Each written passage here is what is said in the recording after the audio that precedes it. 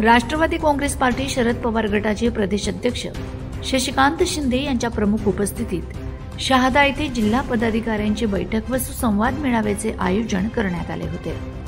या मेळाव्यात शिंदे यांनी उपस्थित पदाधिकाऱ्यांना पक्षवाढीसाठी सखोल असं मार्गदर्शन केलं आहे। 2 वर्षात सकारात्मक काम करून लोकांच्या समस्या सोडवून पक्ष वाढवा, आम्ही तुमच्या पाठीशी खंबीरपणे उभे आहोत असं आश्वासन देखील शिंदे यांनी पदाधिकाऱ्यांना दिलं आहे।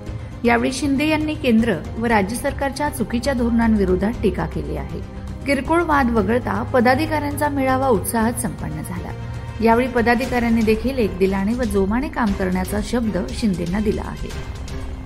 मला वाटतं की मी त्या खासदारांची, काँग्रेसच्या आणि आमदारांशी पण बोलणार आहे, त्यांना विनंती करणार आहे की आमच्या पक्षाच्या लोकांनी सुद्धा आपल्याला निवडणुकीमध्ये मदत करण्याचा प्रयत्न केलेला आहे।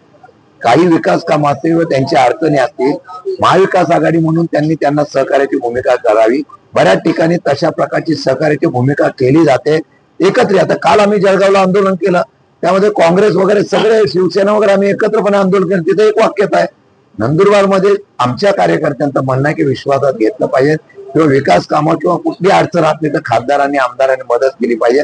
मी त्यांच्याशी बोलेल, त्यांनी जर सहकार्याची भूमिका घेतली तर ठीक, नाही घेतली तर मग आम्हाला पक्ष वाढवण्यासाठी स्वतःच्या ताकदीवर एकला चळवळीत जावं लागेल। विकास आघाडीमध्ये सध्या उद्धव बाळासाहेब ठाकरेंची शिवसेना, काँग्रेस पक्ष, राष्ट्रवादी आणि त्यांच्यावर अनेक पक्ष आहेत, शेका पक्ष वगैरे असे मित्र पक्ष, आमची एकत्र महाविकास आघाडी आहे।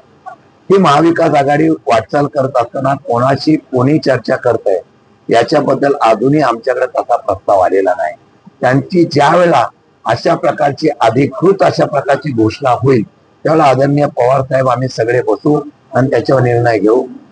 तत्पूर्वी आम्हाला असं वाटतं की या देशामधल्या, राज्यामधल्या विरोधकांचं मत विभाजन होऊ नये, त्याचा फायदा विरोधकांना होऊ नये यासाठी आम्ही एकत्र आलेलो आहोत। ज्यावेळेला असा प्रस्ताव येईल त्यावेळेला चर्चा करून आम्ही निर्णय घेऊ।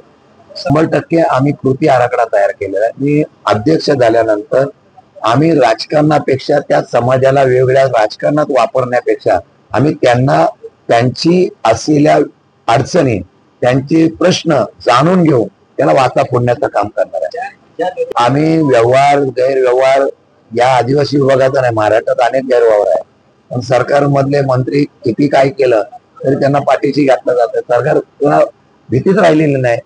आणि म्हणून आम्ही त्याच्यावर सुद्धा आंदोलन 100% आदिवासीच्या विभागातून आम्ही करू।